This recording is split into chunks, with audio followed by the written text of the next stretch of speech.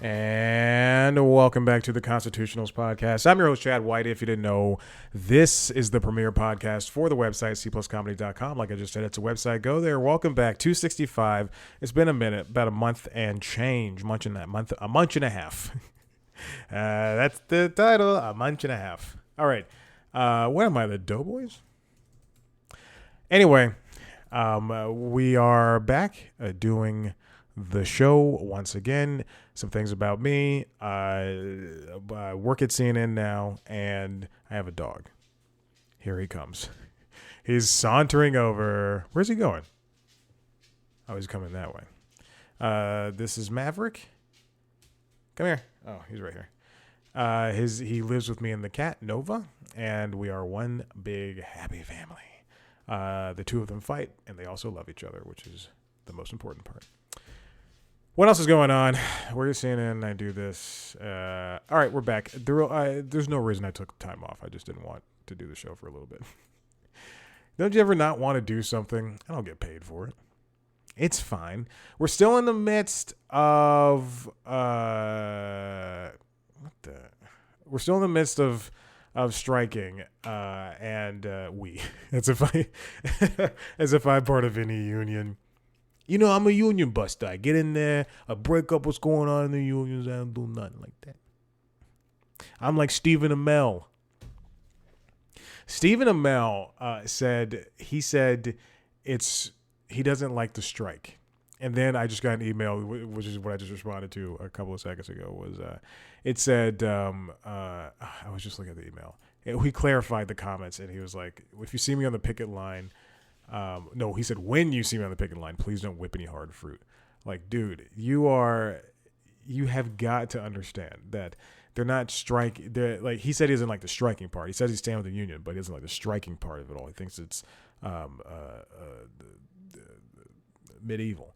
And that's not the word he used. But, I mean, you know, striking is the only way that that the studios are going to understand, and that people who don't work in the industry, that's how they're going to understand, you know, because when you see Starbucks employees or UPS people or rather any mail carriers, or when you see just any person striking, be it a hunger strike or a labor strike, you should be able to understand, or like at least see where they come from, or at least acknowledge it, you know. Like I remember the original strike happened when I was in high school, and I remember or the original strike, excuse me. The last strike happened when I was in high school. And I remember this guy said, because somebody mentioned the strike, and he goes, oh, the writers strike because they want more money. Those selfish writers want more money. I was like, dude, you're 16 years old. Yeah, like people, you don't understand. I mean, people who aren't in the industry, who, even if they say they understand, like they get it, they will never understand that, you know, you get paid so little when compared to, I thought I just grabbed something from my shelf right here, but you get paid so little when compared to the bigger stars of it all. You know, Judd Apatow gets paid way more than, you know, just some writer on She-Hulk. And that is the first show I could think of. I couldn't think of, and you know, oddly enough, that show, I think the last episode, the season finale, or the episode before that, featured the writers of the show. And also that show was not good. You know, I don't want to say this. I saw Barbie. I don't like Greta Gerwig at all. I have a lot of issues with her. One including that she does not hire people of color to do movies, and it took until this movie for her to hire people of color to even have more than one speaking line. But I saw the movie, and I didn't go in there angry and like, because I paid money to watch the movie. I wanted to you know, see what it was about. Where was I going with this? I don't know. I thought I'm not a huge. I think there are as stereotypical as the things that they were pointing out were. I think that just kind of landed more than the message that they were trying to leave. And I think I felt a lot like the episodes of Big Mouth, where they explain, gender or femininity. Like there's one episode of season where they take time out from the story and all the characters talk down to the audience, and I just don't. And that's what it is. I just feel like it's talked down. I dated a young lady who would often talk down to me about things like if mansplaining is bad, then she was woman talk downing, and it made me feel like crap. It just made me feel so bad. You know what I just realized? I started this episode. I have about 15 stories here that are all from like June, July, and last week.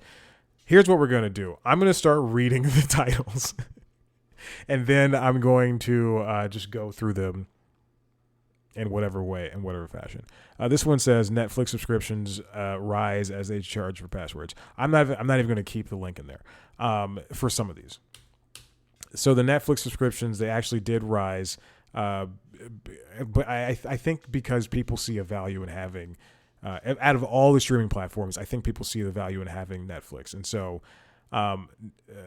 the thing was people were like Netflix was going to charge more if you had multiple out of home accounts rather on your Netflix account. So if you had like mom and dad and Stacy and Gwen and Michelangelo and Leonardo and Peter Parker, Ninja Turtle, Spider-Man, but if you had all those people on there and only mom, dad, and Stacy lived at home, then those are the ones that they wouldn't charge for normally, like regular Netflix. And then the other ones they would charge like an extra $7 or $8 per.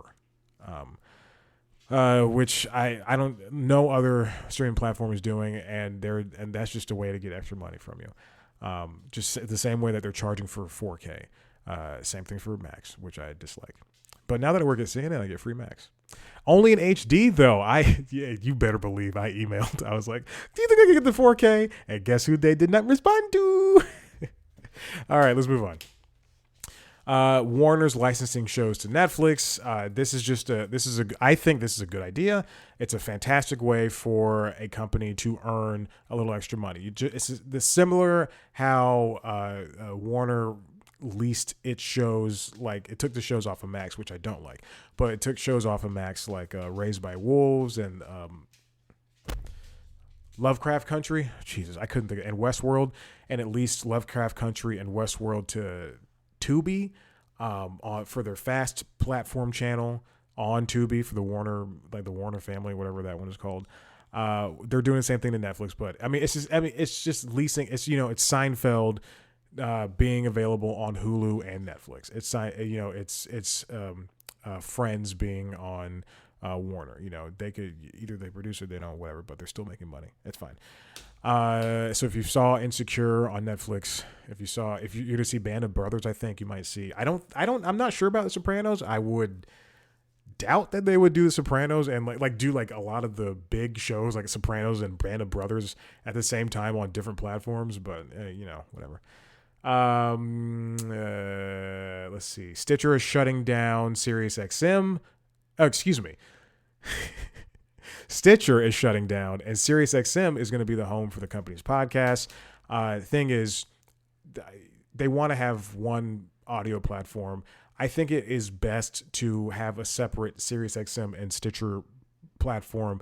But when Stitcher was created, at first it was Howl, and then it was owned by EW Scripps, a company I used to work for, and then it was sold off to, oh God, who owns? Oh, Sirius, whatever. It was sold off to Sirius.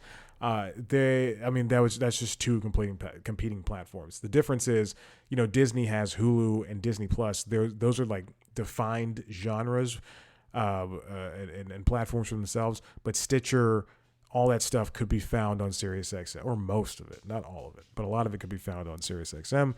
I think it should have existed as it's like Stitcher can still exist in its own right, but unfortunately, people have to go use this. And I subscribe to SiriusXM, but people have to go use this app now.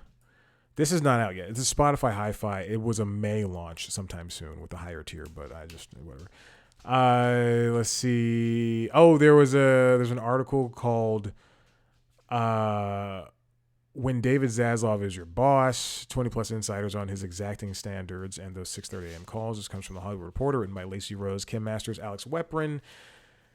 This is after that profile by Chris Licht, about Chris Licht in the Atlantic.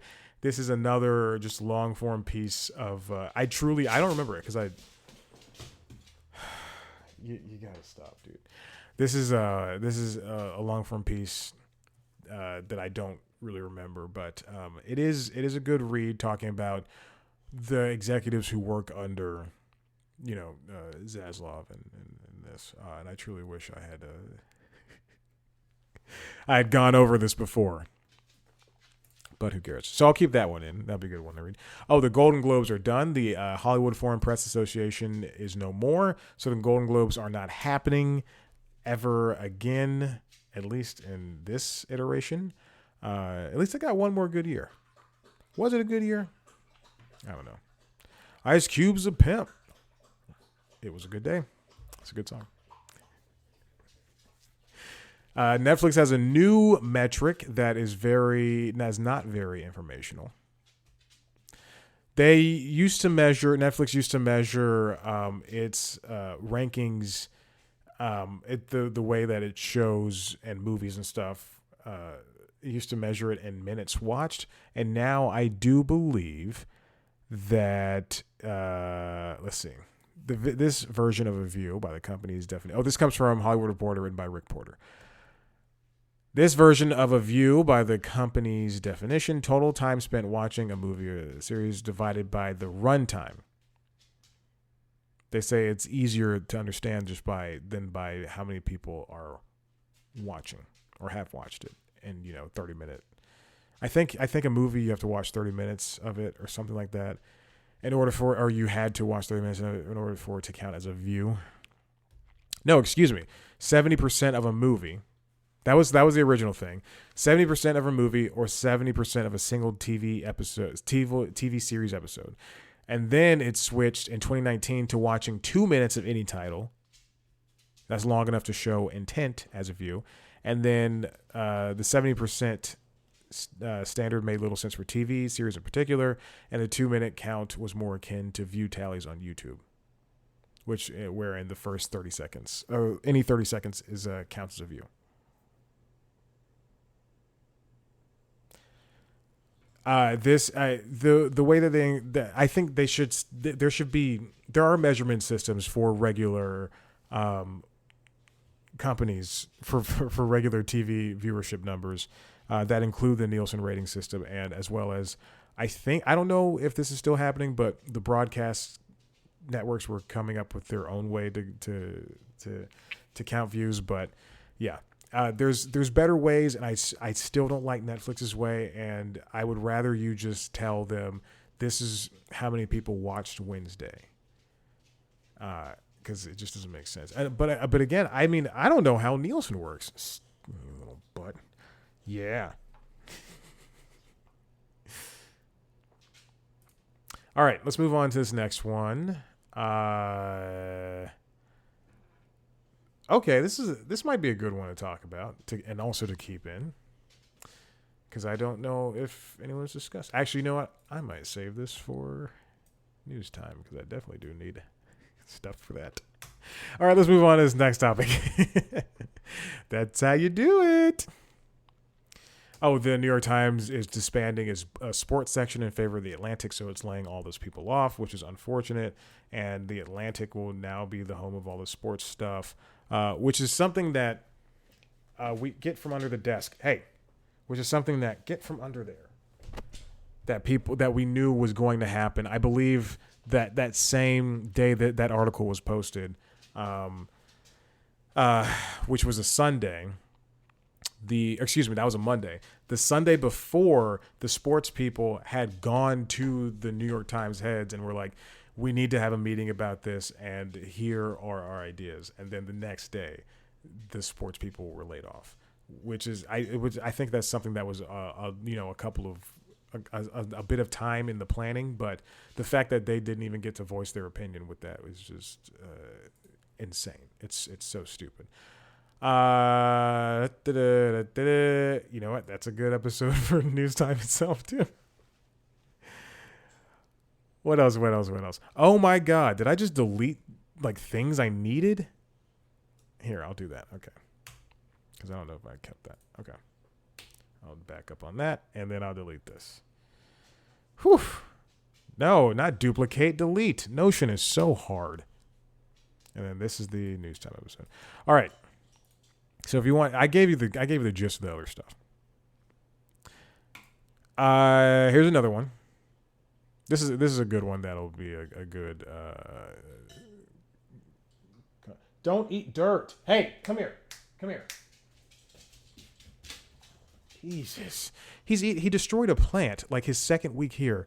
Truly like his third day here, and now he's eating dirt from the same plant. I know it's my fault for keeping the pot there, but don't eat dirt.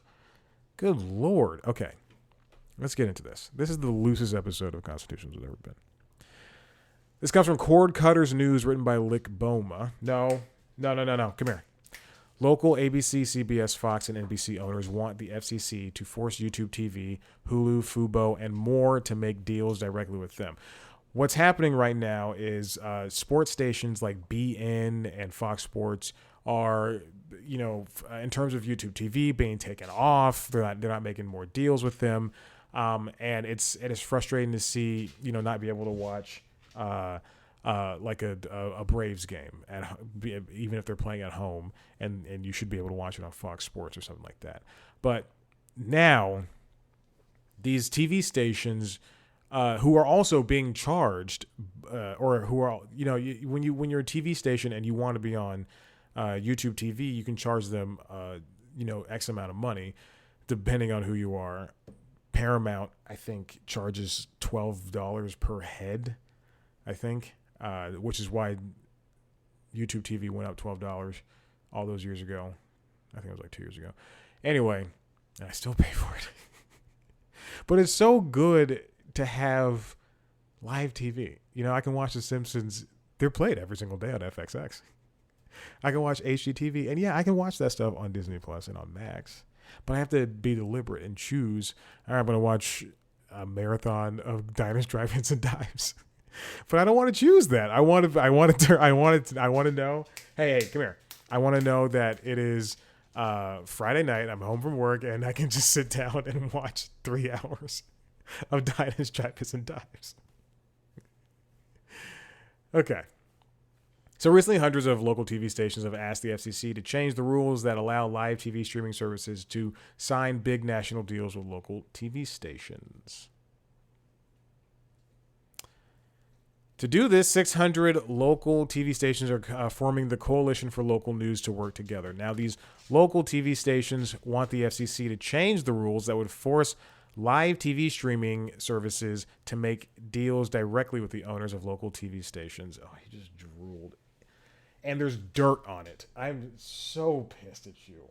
God, there's this is so gross. And I touched my $100 mouse after this. That comes from Axios. Now, currently, traditional cable companies have to negotiate with each local provider. So Spectrum will have to talk to CBS, so your local CBS, in order to be, whatever. And then this would change for streaming services when they're added to it.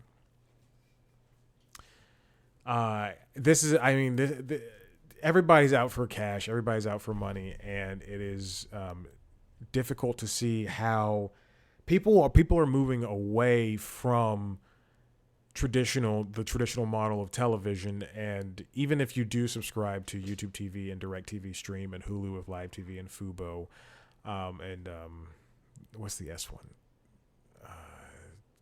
Jesus, what is it? I was in the beta for it. The S one, Sling, and even if you're part of any one of those, the future does not look bright for that. Same thing for streaming. No, do not eat that. The future does not look bright for that, and it's going to get more and more difficult for people to watch what they want to watch. But the broadcasters need money too. Just now, I just read an article this morning, a feature piece talking about one of the actors from Bob Hart's Abishola. And if you don't know, that show's a fantastic show on CBS. I'm not kidding. It is a very funny show. I really like it a lot. That involves a white man falling in love with a Nigerian lady, and that's not the story of the show. That happens. They fall in love within 4 or 5 episodes. Or she agrees to go out there in 4 or 5 episodes, and then by the next season they're married, and then by the next season they're her mother moves in with it. It's a great show full of great actors, and you see different walks of life, and I love it. But this next season, this 5th season, is going to be cut down to 13 episodes instead of 22. It's a multicam sitcom. And 11 of the cast members, of the main cast members, out of the 13 main cast members, 11 of them are going to be reduced down because of budget cuts.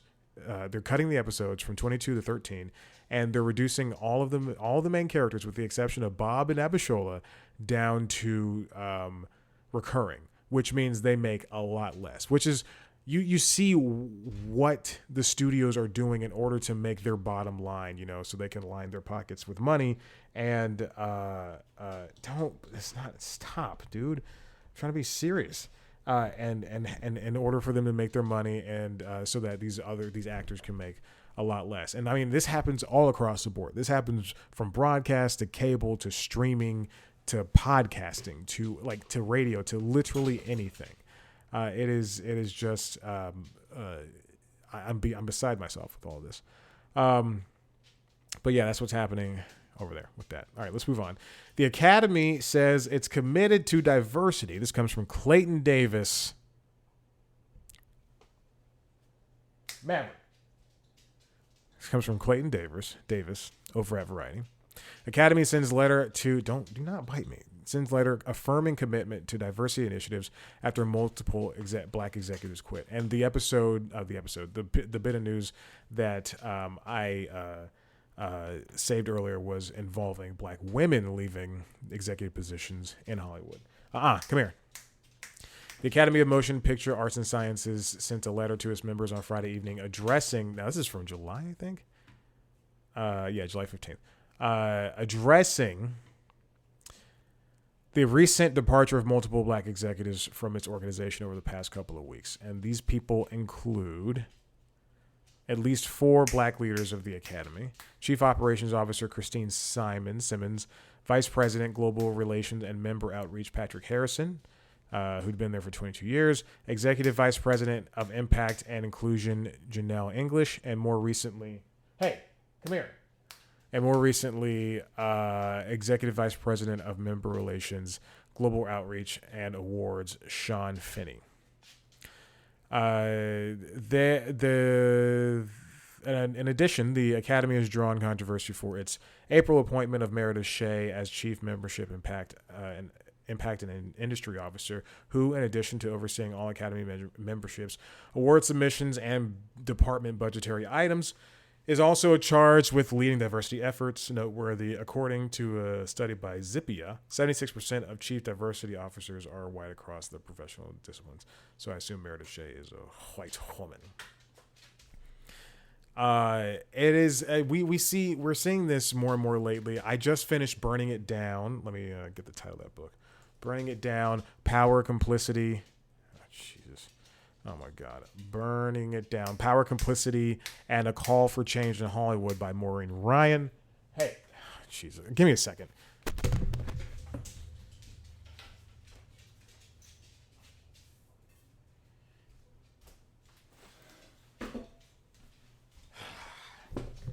I'm not going to cut that out. It's pissing me off. Burn It Down, rather.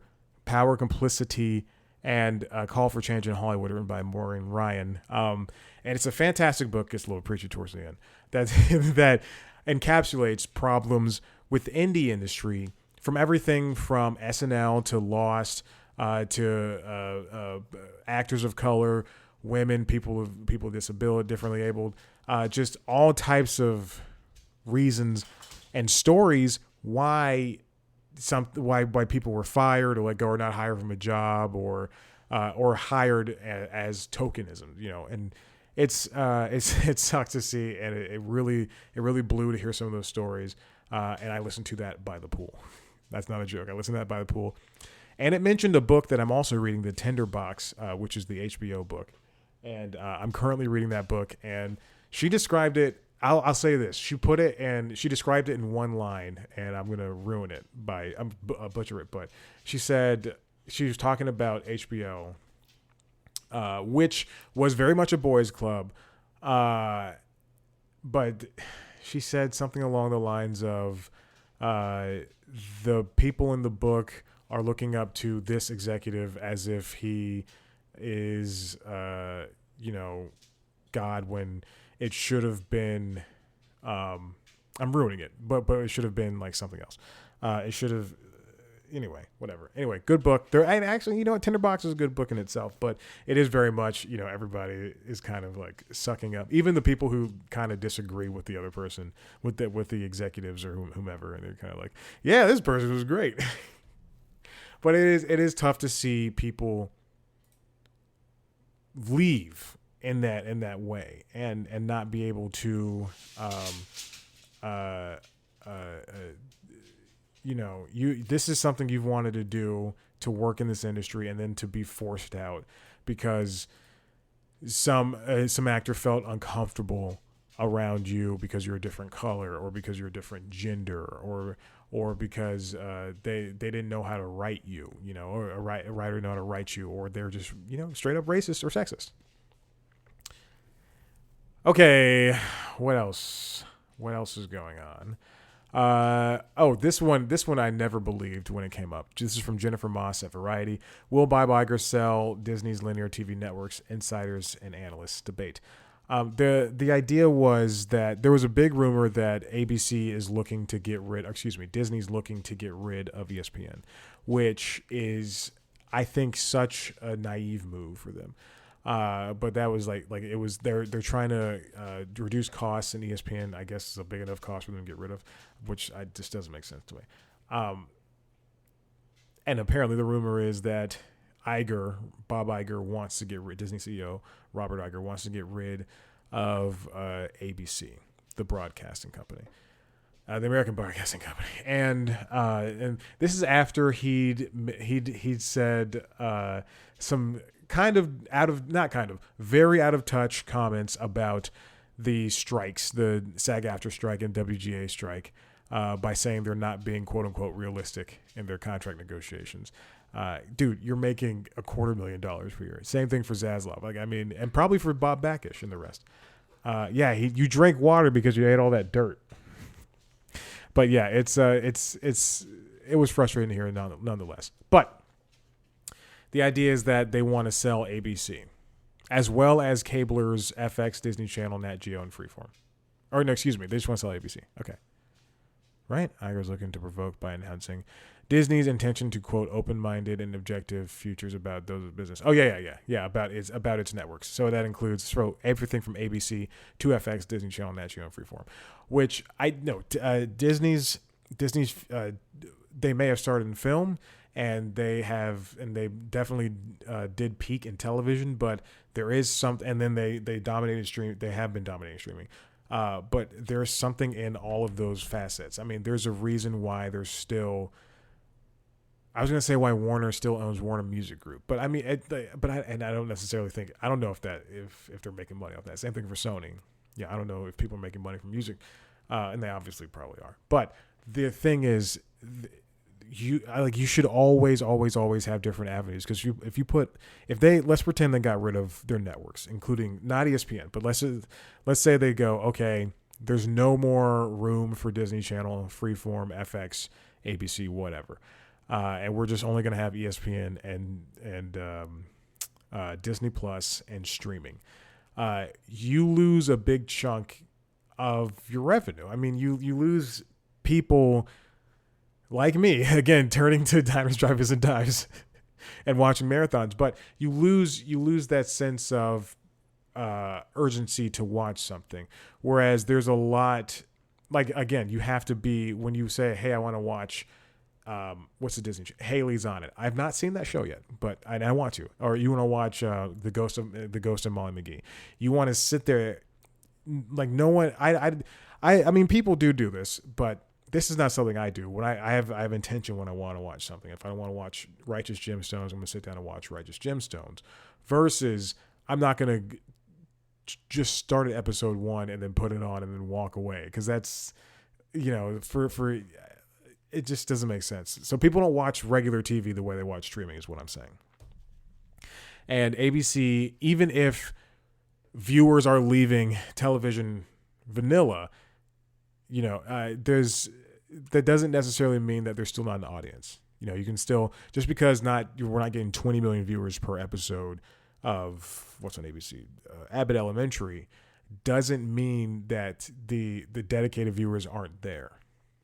It's fun to watch something live. It's great. It's fun to watch something on DVR and fast forward still. I mean, it's a lot worse because it's not completely HD. It's not 4K, but it's fun to have it there. I just watched Young Guns on AMC. Did I like that the words were bleeped out? No. It also sucks. This is one thing I really, really dislike, especially about things that are airing in rerun format. I don't like it when jokes are cut out. So sometimes you'll watch The Office. Sometimes I'll watch, I don't know, whatever, King of the Hill, whatever. But most of the time I'm watching The Simpsons, especially if it's on FXX. And I'm quoting an episode to the T. Like, I can quote a lot of episodes from season 1 to season 30. I'm the 31 on. I haven't watched a lot, but I do rewatch those episodes. This past season, I've been rewatching 34. Anyway, any Hoosers. But if I'm quoting an episode and then the joke is cut off, I notice it. Or if I'm expecting a joke to come up, like here's one, for instance, Homer the Clown. When Homer is Krusty the Clown. When Krusty the Clown hires people out to be him, he has a clown college or whatever. The iconic joke from that episode is Homer beats up the Hamburglar looking guy, and he beats him to a bloody pulp, and the kids are watching, and one kid goes, "Stop, he's already dead." Like, that is such a funny joke, and that was just on TV I think it aired like twice in the past couple of weeks. Which happens all the time, which is insane. It's so crazy. Like, they'll air an episode once, and then they'll do like a theme block, and then that episode will air in that same theme block. Anyway, but I saw, but they cut that joke, they cut that line, and a lot of times they speed up. Again, there are rumors that TBS was speeding up Seinfeld years ago. And they were, in order to fit in more commercials, and they were. And the same thing happens to Brooklyn Nine-Nine. I can tell it's sped up because Stephanie Beatrice's real voice is heard. It goes from a deep, gruff voice into a high-pitched voice. And it's true. So same thing for The Simpsons. I saw it last night. I'm not crazy. I saw it last night when Lisa was talking and her voice like was reverberating. It was going up and down, fledging up and down. And I'm not crazy. What are we talking about?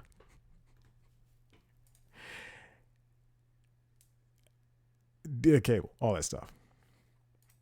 Now, bouncing off of Disney selling ABC and other networks, this comes from the Hollywood Reporter, written by Alex Weprin.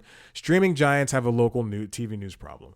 You can get local news on streaming. The problem is that it's gate kept, and oftentimes you don't have it for every single network. On NBC, for Peacock, you can get your NBC affiliate, but you have to pay for the highest tier. And for Paramount, for CBS, to get your local CBS affiliate, you have to pay for Paramount Plus.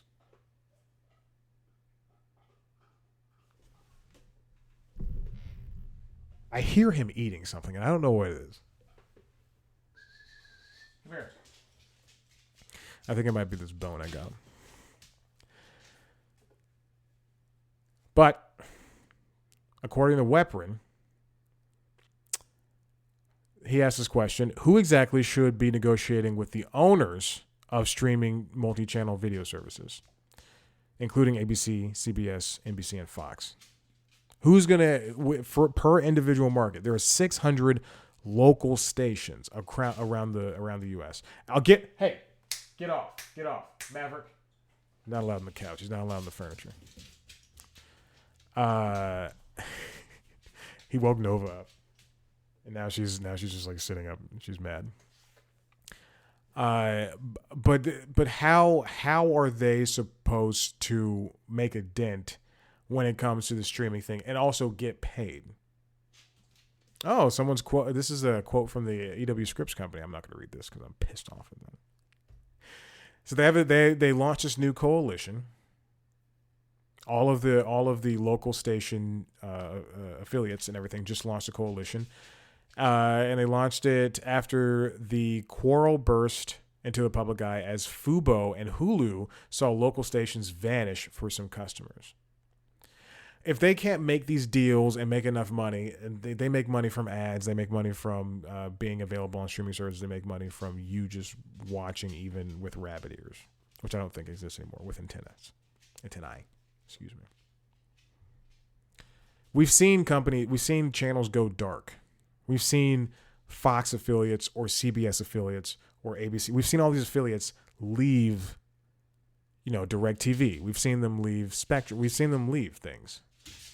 And it's because they're not able to strike good deals for themselves. They're fighting, and it pisses me off. Under the current FCC rules, cable and satellite TV providers have to negotiate for a carriage of local stations directly with the owners of the stations, but there's called a streaming loophole, VMVPDs, despite being streaming versions of traditional pay TV bundles, can instead negotiate with the network owners, who then give their affiliates a take it or leave it deal. So it's much like me and my new job. We're going to pay you less, but I made this much money. No, you're not going to do that here. I'm going to get in so much trouble.